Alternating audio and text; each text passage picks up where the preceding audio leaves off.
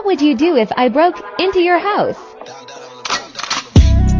Oh, I mean, I'd probably start with, I don't know, this lovely gun right here.